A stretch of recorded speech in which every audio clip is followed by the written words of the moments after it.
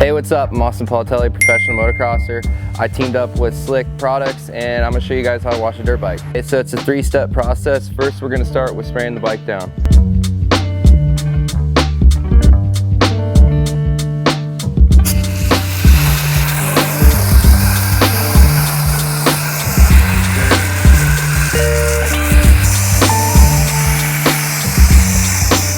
Use our brush and just start scrubbing all the dirt and excess grease.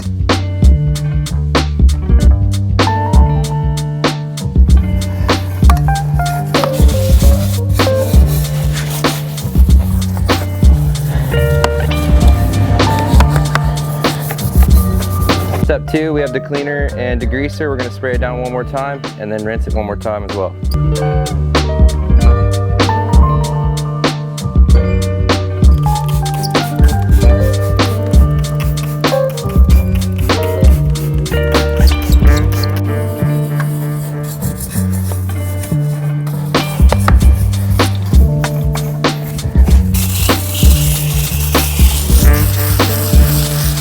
For the 3rd step, we're going to use the shine and protectant. We're going to spray it on the plastic and the wheels, just get everything shining.